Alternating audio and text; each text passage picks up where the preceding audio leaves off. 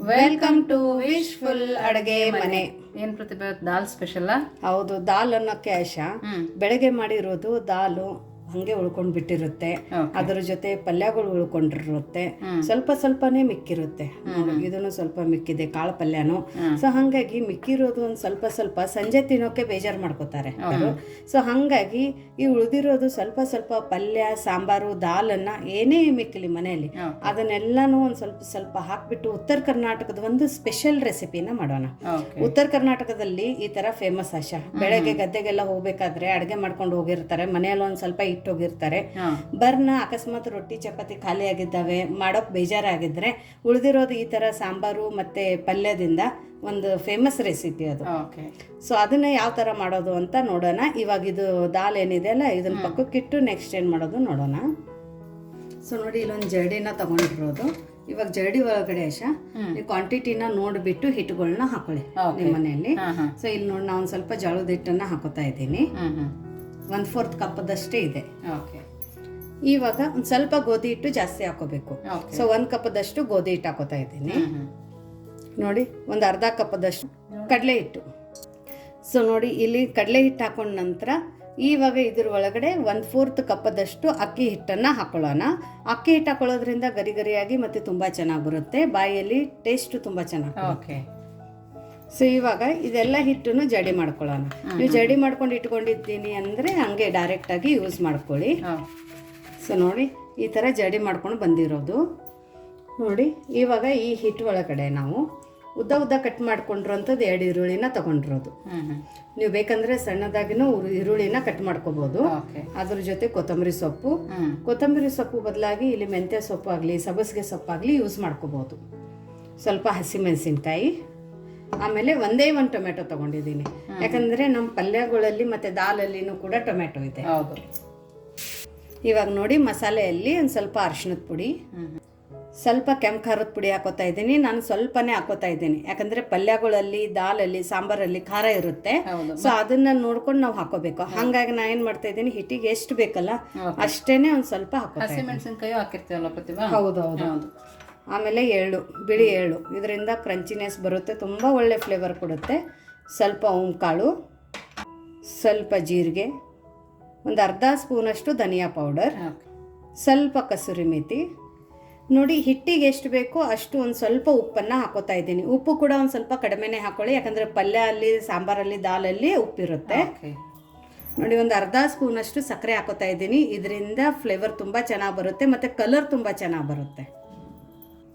ಇವಾಗ ಇದ್ರ ಒಳಗಡೆ ನಮ್ಮ ಮನೆಯಲ್ಲಿ ಉಳಿದಿರೋಂಥ ದಾಲು, ಈರುಳ್ಳಿ ಚಟ್ನಿ ಮಾಡಿದ್ದೆ ಆಶಾ, ಅದನ್ನು ಒಂದು ಸ್ವಲ್ಪ ಮಿಕ್ಕಿದೆ. ಈರುಳ್ಳಿ ಚಟ್ನಿ, ಸ್ವಲ್ಪ ಕಾಳು ಪಲ್ಯ ಉಳಿದಿತ್ತು, ಸೊ ಅದನ್ನು ಕೂಡ ಹಾಕೋತಾ ಇದ್ದೀನಿ. ಇಷ್ಟೆಲ್ಲ ಹಾಕೊಂಡ್ಮೇಲೆ ನೀರು ಬೇಕಾಗುತ್ತೆ ಪ್ರತಿಭಾ? ಇದಕ್ಕೆ ನೀರು ಬೇಕಾಗಲ್ಲ. ಅಕಸ್ಮಾತ್ ನಿಮ್ಮ ಪಲ್ಯಗಳು ಗ್ರೇವಿ ಇಲ್ಲ, ಜಾಸ್ತಿ ಉದುರಿ ಇದೆ ಅಂದ್ರೆ ಮಾತ್ರ ನೀವು ನೀರು ಹಾಕಿ ಕಲಿಸ್ಬೇಕಾಗುತ್ತೆ. ಸೊ ಇವಾಗ ಇದನ್ನ ನಾವು ನೀಟಾಗಿ ಕಲಿಸ್ಕೋಬೇಕು. ಮತ್ತೆ ಯಾಕೆ ಇದನ್ನ ಈ ತರ ಹಾಕೊಂಡಿರೋದಂದ್ರೆ ನಮ್ಗೆ ಹಿಟ್ಟು ಟೈಟ್ ಬೇಕಾಗಿಲ್ಲ, ಒಂದ್ ಸ್ವಲ್ಪ ಲೂಸ್ ಬೇಕು. ಸೊ ಹಂಗಾಗಿ ಮತ್ತೆ ಇನ್ನೊಂದಂದ್ರೆ ಫ್ರಿಜ್ ಅಲ್ಲಿ ಇಟ್ಟು ತಿನ್ನೋದ್ಕಿಂತ ನೀವು ಬೆಳಗ್ಗೆ ಮಾಡಿರೋ ಪಲ್ಯ ಗೊಜ್ಜುಗಳು ಮಿಕ್ಕಿದ್ರೆ ನೀವು ಸಂಜೆ ಈ ತರ ಹೆಲ್ದಿಯಾಗಿ ಮಾಡ್ಕೋಬಹುದು. ಯಾಕಂದ್ರೆ ಎಲ್ಲಾ ತರ ಹಿಟ್ಟು ಬಿದ್ದಿರುತ್ತೆ. ನೀವು ಯಾವ್ದಾದ್ರು ಹಿಟ್ಟು ತಿನ್ನಲ್ಲ ಅಂದ್ರೂ ಸ್ಕಿಪ್ ಮಾಡ್ಕೋಬಹುದು. ಹಂಗಾಗಿ ನಿಮ್ಗೇನು ಜಾಸ್ತಿ ಡಿಫ್ರೆನ್ಸ್ ಆಗಂಗಿಲ್ಲ ಫ್ಲೇವರ್ ಅಲ್ಲಿ. ಬರೀ ಅಕ್ಕಿ ಹಿಟ್ಟು ಹಾಕಿಲ್ಲ ಅಂದ್ರೆ ಮಾತ್ರ ಒಂದ್ ಸ್ವಲ್ಪ ಕ್ರಿಸ್ಪಿನೆಸ್ ಕಡಿಮೆ ಬರುತ್ತೆ. ಸೊ ನೋಡಿ, ನನ್ನ ದಾಲು ಒಂದು ಸ್ವಲ್ಪ ಜಾಸ್ತಿ ಕನ್ಸಿಸ್ಟೆನ್ಸಿಗೆ ಲೂಸ್ ಆಗುತ್ತೇನೋ ಅಂತ ಹೇಳ್ಬಿಟ್ಟು ನಾನು ದಾಲ್ ಒಂದು ಸ್ವಲ್ಪ ಹಾಕೊಂಡು ಇಟ್ಕೊಂಡಿದ್ದೆ. ಇವಾಗ ಇದು ಗಟ್ಟಿಯಾಗಿದೆ, ಹಾಗಾಗಿ ಮಿಕ್ಕಿರೋ ದಾಲು ಕೂಡ ನಾನು ಹಾಕೋತಾ ಇದ್ದೀನಿ. ಸೊ ನೋಡಿ, ದಾಲು ಸಾಂಬಾರು ಮಿಕ್ಕಿದ್ರೆ ನಿಮ್ಗೆ ಅಕಸ್ಮಾತ್ ತುಂಬ ಜಾಸ್ತಿ ಲೂಸ್ ಆಗುತ್ತೆ ಅಂತ ಅಂದ್ಕೊಂಡಿದ್ರೆ ನೀವು ಸ್ವಲ್ಪ ಇಟ್ಬಿಟ್ಟು ಹಾಕೋಬಹುದು. ಮತ್ತು ಫ್ರಿಜ್ಜಲ್ಲಿ ಇಟ್ಕೊಂಡು ತಿನ್ನೋದಕ್ಕಿಂತ ಆಶಾ, ಬೆಳಗ್ಗೆ ಮಿಕ್ಕಿರೋದನ್ನ ಅಥವಾ ಮಧ್ಯಾಹ್ನ ಮಾಡಿರೋದು ಮಿಕ್ಕಿರೋದನ್ನ ನೀವು ಸಂಜೆ ಈ ಥರ ಮಾಡಿದರೆ ಮನೆ ಮಂದಿಗೆಲ್ಲ ಅಡುಗೆ ಆಗೋಗುತ್ತೆ. ರುಚಿಯಾಗೂ ಇರುತ್ತೆ, ತುಂಬ ಚೆನ್ನಾಗಿರುತ್ತೆ, ಹೆಲ್ದಿ ಇರುತ್ತೆ. ಇನ್ನು ಮಿಲೆಟ್ಸ್ ಹಿಟ್ಟಿದ್ರೆ ಅಂತೂ ಇನ್ನೂ ಸಖತ್ತಾಗಿ ಬರುತ್ತೆ. ಮಿಲೆಟ್ಸ್ ಹಿಟ್ಟು ಮಾಡ್ಕೊಂಡು ಇಟ್ಬಿಟ್ಟು ಇದರಲ್ಲಿ ಕಲಸ್ಕೊಂಡು ತಿಂದರೆ ಆಶಾ ಇನ್ನೂ ಚೆನ್ನಾಗಿರುತ್ತೆ. ಇದೇನಾಗಿದೆ, ಇನ್ನೂ ಗಟ್ಟಿನೇ ಇದೆ ನೋಡಿ, ಇಷ್ಟೆಲ್ಲ ಹಾಕೊಂಡಿರೋದ್ನ. ಯಾಕಂದ್ರೆ ಕಡಲೆ ಹಿಟ್ಟಾಗ್ಲಿ, ಗೋಧಿ ಹಿಟ್ಟಾಗ್ಲಿ, ಜೋಳದ ಹಿಟ್ಟಾಗ್ಲಿ ಸ್ವಲ್ಪ ನೀರು ಎಳ್ಕೊಳ್ಳುತ್ತೆ. ಸೊ ಇದು ಗೋಧಿ ಹಿಟ್ಟು ಮೇಲೂ ಹೋಗುತ್ತೆ. ಕೆಲವೊಂದೊಂದು ಗೋಧಿ ಹಿಟ್ಟಿಗೆ ನೀರು ಜಾಸ್ತಿ ಬೇಕಾಗುತ್ತೆ, ಕೆಲವೊಂದು ಕಡಿಮೆ ಬೇಕಾಗುತ್ತೆ. ಸೊ ಇದಕ್ಕೆ ಇನ್ನೊಂದು ಹನಿ ನೀರು ಹೊಡಿಬೇಕು. ಸೊ ನೋಡಿ, ಇವಾಗ ಕಲುಷಾದ ನಂತರ ಇದಕ್ಕೆ ಚಿಟಿಕೆ ಸೋಡಾ ಹಾಕೋಬೇಕು. ಓಕೆ, ನೋಡಿ ಒಂದು ಸ್ವಲ್ಪನೇ ಸೋಡಾನ ಸೇರಿಸ್ಕೊಳ್ತಾ ಇದ್ದೀವಿ. ಇದಕ್ಕೇನೆ 1-2 ಸ್ಪೂನ್ ಆಗೋಷ್ಟು ನೀರು ಸಾಕಾಗುತ್ತಲ್ವ ಪ್ರತಿಭಾ? ಸಾಕು ಆಶಾ. ಇವಾಗ ಇದು ಎಲ್ಲನೂ ನೀಟಾಗಿ ನಾವು ಕಲಿಸ್ಕೋಬೇಕು. ನೀವು ಬೇಕಂದರೆ ಸೋಡಾ ಮುಂಚೆ ಕೂಡ ಹಾಕೋಬಹುದು, ಬಟ್ ಎಲ್ಲ ಹಿಟ್ಟು ಕಲಿಸಿದ ನಂತರ ಹಾಕೊಂಡ್ರೆ ಒಳ್ಳೆಯದು. ಯಾಕಂದ್ರೆ ಮತ್ತೆ ಹೆಂಗೂ ನಾವು ಮಿಕ್ಸ್ ಮಾಡ್ತೀವಲ್ಲ. ನೋಡಿ ಈ ಥರ ಕಲಿಸ್ಕೊಂಡು ಬಂದಿರೋದು. ಮತ್ತು ಹದ ನೋಡಿ, ತುಂಬ ಗಟ್ಟಿ ಇಲ್ಲ, ತುಂಬ ಲೂಸಾಗಿನೂ ಇಲ್ಲ, ಈ ಥರ ಇರಬೇಕು. ಹೌದು. ಸೊ ಇದನ್ನು ಒಂದು 5 ನಿಮಿಷ ಹೀಗೆ ಬಿಟ್ಬಿಡೋಣ. ಓಕೆ, ನೋಡಿ ಇಲ್ಲಿ ತವೆ ಬಿಸಿ ಮಾಡೋಕೆ ಇಟ್ಕೊಂಡಿರೋದು. ಹಿಟ್ಟೇನು ಜಾಸ್ತಿ ಹೊತ್ತು ನೆನಿಬೇಕಂತಲ್ಲ, ಒಂದು 5 ನಿಮಿಷ ತವೆ ಬಿಸಿ ಆಗೋ ತನಕ ನೆನೆದ್ರೆ ಸಾಕು. ಇವಾಗ ತವೆ ಒಂದು ಸ್ವಲ್ಪ ಬಿಸಿಯಾಗಿದೆ. ಇದ್ರ ಮೇಲ್ಗಡೆ ಒಂದು ಸ್ವಲ್ಪ ಎಣ್ಣೆನ ಹಾಕ್ಕೊಳ್ಳೋಣ. ಎಣ್ಣೆ ಹಾಕೊಂಡ ನಂತರ ಒಂದು ಬೌಲಲ್ಲಿ ನಾನು ನೀರನ್ನು ಇಟ್ಕೊಂಡಿದ್ದೀನಿ. ಇದು ಒಳಗಡೆ ಕೈನ ಎದ್ಬಿಟ್ಟು ಆಮೇಲೆ ಹಿಟ್ಟನ್ನು ತಗೋಬೇಕು. ನೋಡಿ ಈ ಥರ ಡೈರೆಕ್ಟ್ ತವೆ ಮೇಲೆ. ನೀವು ಮತ್ತೊಂದು ಪೇಪರೇ ಬೇಕಾಗಿಲ್ಲ. ಸೊ ಮತ್ತೆ ಪ್ರತಿ ಸಲನೂ ಒಂದು ಸ್ವಲ್ಪ ನೀರಲ್ಲಿ ಕೈ ಎದ್ದಿ ಇದನ್ನು ಸ್ಪ್ರೆಡ್ ಮಾಡ್ಕೋಬೇಕು. ಸೊ ನಮ್ಮ ರೂಢಿಗಿದೆ, ನಾನು 2 ಕೈಲೇ ಬೇಗ ಬೇಗ ಆಗುತ್ತೆ ಅಂತ ಮಾಡ್ಕೋತೀನಿ. ಸೊ ನೋಡಿ, ಇದು ನಮ್ಮ ಸೈಡ್ ಭಾರಿ ಫೇಮಸ್ ಅಷ್ಟೇ, ಥಾಲಿಪೀಠ ಅಂತ ಹೇಳಿ.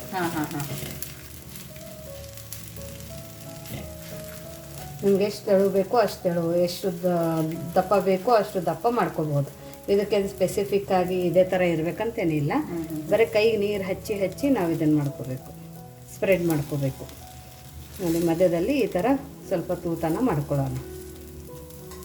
ಇವಾಗ ಇದ್ರ ಮಧ್ಯದಲ್ಲಿ ಒಂದು ಸ್ವಲ್ಪ ಎಣ್ಣೆ ಹಾಕಿದರೆ ಚೆನ್ನಾಗಿ ಬೇಯುತ್ತೆ. ಆಮೇಲೆ ಕಲರ್ ತುಂಬ ಚೆನ್ನಾಗಿ ಬರುತ್ತೆ. ಸುತ್ತಾನು ಒಂದು ಸ್ವಲ್ಪ ಎಣ್ಣೆನ ಹಾಕೋಣ. ಹಾಕಿಬಿಟ್ಟು ಮೀಡಿಯಮ್ ಫ್ಲೇಮಲ್ಲಿ ಮೇಲ್ಗಡೆ ಒಂದು ಲಿಡ್ಡನ್ನು ಇಟ್ಬಿಟ್ಟು ಇದನ್ನು ಬೇಯಿಸ್ಬೇಕು. ನೋಡಿ ಇವಾಗ 1 ನಿಮಿಷ ಆಗಿದೆ. ಇದನ್ನು ತಿರುಗಿಸ್ಕೊಳ್ಳೋಣ. ಚೆನ್ನಾಗಿ ಕಲರ್ ಬಂದಿದೆ. ಹೌದು, ತುಂಬ ಸಖತ್ತಾಗಿ ಬಂದಿದೆ, ತುಂಬ ಚೆನ್ನಾಗಿ ಕ್ರಿಸ್ಪಿಯಾಗಿದೆ. ನೀವು ಬೇಕಂದರೆ ಇದಕ್ಕೆ ಬೆಣ್ಣೆ ಕೂಡ ಹಾಕೋಬೋದು, ಬಟ್ ಬೇಯಿಸ್ಬೇಕಾದ್ರೆ ಬೆಣ್ಣೆ ಹಾಕೋಬೇಡಿ. ಬೆಣ್ಣೆ ತುಪ್ಪ ಸ್ವಲ್ಪ ಹೊತ್ತೋದಂಗೆ ಅನಿಸುತ್ತೆ. ನೀವು ಮೇಲ್ಗಡೆಯಿಂದ ಹಚ್ಚಿ ಕೊಡ್ಬೋದು. ಇದಕ್ಕೆ ಇನ್ನೊಂದು ಸ್ವಲ್ಪ ಎಣ್ಣೆ ನೀವು ಬೇಕಂದರೆ ಹಾಕೋಬೋದು ಎಣ್ಣೆ, ಇಲ್ಲಾಂದರೆ ಬೇಡ. ನಾವು ಕಲರ್ಗೋಸ್ಕರ ಮತ್ತು ಬಾಯಲ್ಲಿ ಒಂದು ಸ್ವಲ್ಪ ಕ್ರಂಚಿನೆಸ್ಸು ಕ್ರಿಸ್ಪಿನೆಸ್ ಬರಲಿ ಅಂತ ನಾನು ಸ್ವಲ್ಪ ಎಣ್ಣೆನ ಹಾಕ್ಕೊಂಡಿದ್ದೀನಿ. ನೀವು ಬೇಡ ಅಂದರೆ ಎಣ್ಣೆನ ಟೋಟಲಿ ಸ್ಕಿಪ್ ಮಾಡ್ಕೋಬೋದು.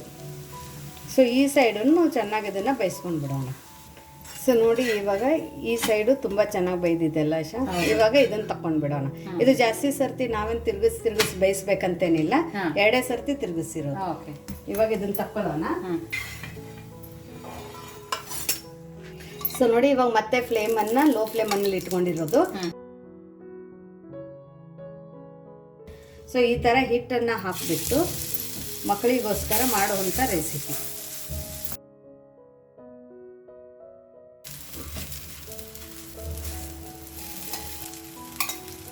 ಸ್ವಲ್ಪ ಎಣ್ಣೆನ ಹಾಕೊಳ್ಳೋಣ.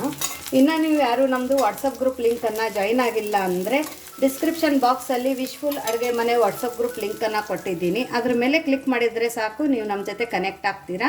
ಏನೇ ಕ್ವೆರೀಸ್ ಆಗಲಿ ಡೌಟ್ಸ್ ಆಗಲಿ ನಿಮಗಿದ್ರೆ ನೀವು ಅಲ್ಲಿ ನಮ್ಮ ಜೊತೆ ಕಮ್ಯುನಿಕೇಟ್ ಮಾಡ್ಬೋದು.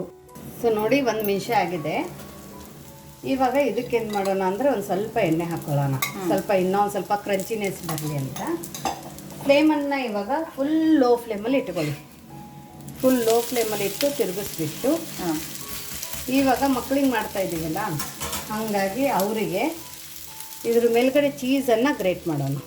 ಯಾಕಂದ್ರೆ ಮಕ್ಕಳು ಡಿಫ್ರೆಂಟಾಗಿ ಕೇಳ್ತಾರೆ. ಹೌದು, ಬಾಕ್ಸಿಗೂ ಡಿಫ್ರೆಂಟಾಗಿ ಕೇಳ್ತಾರೆ, ಮನೆಗೆ ಬಂದಾಗೂ ಡಿಫ್ರೆಂಟಾಗಿ ಕೇಳ್ತಾರೆ. ತಾಲಿಪೀಠಿ ತಿನ್ನಂಗಿಲ್ಲ ಅಂದರೆ ಈ ಥರ ನೀವು ಅವರಿಗೆ ಮಾಡಿಕೊಡ್ಬೋದು. ಇದ್ರ ಮೇಲ್ಗಡೆ ಒಂದು ಸ್ವಲ್ಪ ಆರಿಗ್ಯಾನೋನ ಸ್ಪ್ರಿಂಕಲ್ ಮಾಡೋಣ. ಇದ್ರೆ ಹಾಕಿ, ಇಲ್ಲ ಅಂದ್ರೂ ಸ್ಕಿಪ್ ಮಾಡ್ಕೋಬೋದು. ಮತ್ತು ಫುಲ್ ಲೋ ಫ್ಲೇಮಲ್ಲಿ ಚೀಸ್ ಮೆಲ್ಟ್ ಆಗೋ ತನಕ ಇದನ್ನು ಬೇಯಿಸ್ಕೊಳ್ಳೋಣ. ನೋಡಿ ಚೆನ್ನಾಗಿ ಸ್ಟೀಮ್ ಆಗಿದೆ. ತುಂಬ ಚೆನ್ನಾಗಿ ನಮ್ಮದು ಥಾಲಿಪೀಠಿ ಪಿಜ್ಜಾ ರೆಡಿಯಾಗಿದೆ. ಹೆಲ್ದಿ ಪಿಜ್ಜಾ ಅಂತಲೂ ಮಕ್ಕಳಿಗೆ ಕೊಡ್ಬೋದು. ಹೌದು. ಸೊ ಇವಾಗ ಫ್ಲೇಮನ್ನು ಆಫ್ ಮಾಡಿಕೊಂಡು ಇದನ್ನು ಸರ್ವ್ ಮಾಡೋಣ. ನೋಡಿ ನಮ್ಮದು ಬಿಸಿ ಬಿಸಿ ಥಾಲಿಪೀಠಿ ರೆಡಿಯಾಗಿದೆ. ಉಳಿದಿರೋ ಪಲ್ಯದಿಂದ, ಉಳಿದಿರೋ ದಾಲಿಂದ, ಉಳಿದಿರೋದು ಸಾಂಬಾರಿಂದ ಮಾಡ್ಕೊಂಡಿರೋಂಥದ್ದು ಇವತ್ತಿಂದು ಈ ಹೆಲ್ದಿ ರೆಸಿಪಿ. ಮತ್ತು ತುಂಬ ಕ್ರಿಸ್ಪಿಯಾಗಿ ತುಂಬ ಚೆನ್ನಾಗಿ ಬಂದಿದೆ. ನೋಡಿದ್ರಲ್ಲ ಎಷ್ಟು ಕ್ರಿಸ್ಪಿ ಬಂದಿದೆ ಅಂತ. ಸೊ ಇದನ್ನು ಅಷ್ಟೇ ಕ್ರಿಸ್ಪಿ ಇದೆ ಮತ್ತು ಅಷ್ಟೇ ಕ್ರಂಚಿನೆಸ್ಸು ಬಂದಿದೆ, ಸಾಫ್ಟು ಕೂಡ ಇದೆ. ಹೌದು. ಸೊ ನೋಡಿ ನಿಮಗಿಲ್ಲಿ ಹಿಂಗೆ ಕೈ ಹಿಟ್ಟಿದ್ರೇ ಸಾಕು ಮುರಿತಾ ಇದೆ. ಇಷ್ಟ್ರ ಮೇಲಿಂದ ಅರ್ಥ ಮಾಡ್ಕೋಬೋದು ನಾವು ಎಷ್ಟು ಚೆನ್ನಾಗಾಗಿದೆ ಅಂತ ಹೇಳಿಬಿಟ್ಟು. ಸೊ ಇದನ್ನು ನೀವು ಬೇಕಂದರೆ ಮೊಸರು ಜೊತೆ ತಿನ್ಕೋಬೋದು ಅಥವಾ ಹಾಗೆ ಕೂಡ ತಿನ್ಕೋಬೋದು. ಇಲ್ಲ ಕೆಚಪ್ ಬೇಕಂದರೆ ಕೆಚಪ್ ಕೂಡ ತಿನ್ಕೋಬೋದು. ಮಕ್ಕಳಿಗೆ ನೀವು ಯಾವಾಗ ಬೇಕು ಆವಾಗ ಮಾಡಿಕೊಡುವಂಥದ್ದು ಒಂದು ಇವತ್ತಿಂದ ಈ ಹೆಲ್ದಿ ರೆಸಿಪಿ ಇದೆ ನೋಡಿ ಆಶಾ. ತುಂಬ ಚೆನ್ನಾಗಿದೆ ಪ್ರತಿಭಾ. ಅಷ್ಟೇ ಚೆನ್ನಾಗಾಗಿದೆ ನೋಡಿ, ಕೈಗೆ ಹಿಟ್ಟು ಕೂಡ ಅಂತ ಇಲ್ಲ, ಅಷ್ಟು ಚೆನ್ನಾಗಿ ಬೈದಿದೆ, ಅಷ್ಟು ಚೆನ್ನಾಗಾಗಿದೆ. ನೀವು ಒಂದ್ಸರ್ತಿ ಮಕ್ಕಳಿಗೆ ಇದನ್ನು ಮಾಡಿಕೊಟ್ರೆ ಯಾವಾಗಲೂ ಅವರು ಈ ರೆಸಿಪಿ ಕೇಳ್ತಾರೆ. ಬಜ್ಜಿ ಬೋಂಡ ಪಿಜ್ಜಾ ಬರ್ಗರ್ ಮಾಡೋದಕ್ಕಿಂತ ಈ ಥರನೂ ಒಂದು ರೆಸಿಪಿನ ನಾವು ಮಕ್ಕಳಿಗೆ ಮಾಡಿಕೊಡ್ಬೋದು. ಮಕ್ಕಳು ಈ ಥರ ಪ್ಲೇನ್ ತಾಲಿಪಿಟಿ ತಿನ್ನಂಗಿಲ್ಲ ಅಂದರೆ ಅವರಿಗೋಸ್ಕರ ನಾವು ಇಲ್ಲಿ ಪಿಜ್ಜಾ ಸ್ಟೈಲಲ್ಲಿ ಕೂಡ ತಾಲಿಪಿಟಿನ ಮಾಡಿದ್ದೀವಿ. ಅವ್ರಿಗೆ ಗೊತ್ತೇ ಆಗೋದಿಲ್ಲ ಇದು ಯಾವ ಹಿಟ್ಟಿಂದ ಮಾಡಿದ್ದೀವಿ, ಎದರಿಂದ ಮಾಡಿದ್ದೀವಿ ಅಂತ ಹೇಳಿಬಿಟ್ಟು. ಸೊ ಈ ಥರ ನೀವು ಮಕ್ಕಳಿಗೆ ಮಾಡಿ ಲಂಚ್ ಬಾಕ್ಸಿಗೆ ಕೊಟ್ಟಿದ್ರೂ ನಡೆಯುತ್ತೆ. ಅಷ್ಟೇ ಟೇಸ್ಟಿಯಾಗಿ ಅಷ್ಟೇ ಚೆನ್ನಾಗಿರುತ್ತೆ. ಇದಕ್ಕೆ ಕೆಚಪ್ಪು ಕೂಡ ಬೇಕಾಗಿಲ್ಲ. ಹೌದು, ಆ್ಯಕ್ಚುಲಿ ನೀವು ಅದೇ ಥರ ತಿನ್ಕೋಬೋದು, ಅಷ್ಟು ಚೆನ್ನಾಗಿ ಆಗಿದೆ ಇದು. ನೋಡಿ ಇದು ಚೀಸ್ ಹಾಕೋದ್ರಿಂದ ಹೆಂಗೆ ಬಂದಿದೆ ಅಂತ. ಸೊ ಚೀಸು ಕೂಡ ತುಂಬ ಚೆನ್ನಾಗಿ ಮೆಲ್ಟ್ ಆಗಿದೆ. ಇದು ಚೆನ್ನಾಗಿದೆ ಪ್ರತಿಭಾ, ಚೆನ್ನಾಗಿದೆ, ಇಷ್ಟಪಡ್ತಾರ, ತುಂಬಾ ಚೆನ್ನಾಗಿದೆ. ಸೊ ಮಕ್ಕಳಿಗೆ ಲಂಚ್ ಬಾಕ್ಸಿಗೂ ಕೂಡ ನೀವು ಈ ಥರ ಒಂದು ಹೆಲ್ದಿ ರೆಸಿಪಿನ ಮಾಡಿಕೊಡ್ಬೋದು ಕಡಿಮೆ ಟೈಮಲ್ಲಿ. ಈ ಹೆಲ್ದಿ ರೆಸಿಪಿನ ನಿಮಗೆ ಹೇಗೆ ಅನ್ನಿಸ್ತು ಅಂತ ಕಮೆಂಟ್ ಮೂಲಕ ತಿಳಿಸೋದನ್ನು ಮರಿಬೇಡಿ. ಇನ್ನೂ ನೀವು ನಮ್ಮ ಚಾನಲ್ನ ಲೈಕ್ ಮಾಡಿಲ್ಲ ಅಂದರೆ ಲೈಕ್ ಮಾಡಿ, ಶೇರ್ ಮಾಡಿ, ಸಬ್ಸ್ಕ್ರೈಬ್ ಮಾಡಿ. ವಿಶ್ ಫುಲ್ ಅಡುಗೆ ಮನೆಗೆ ಥ್ಯಾಂಕ್ ಯು.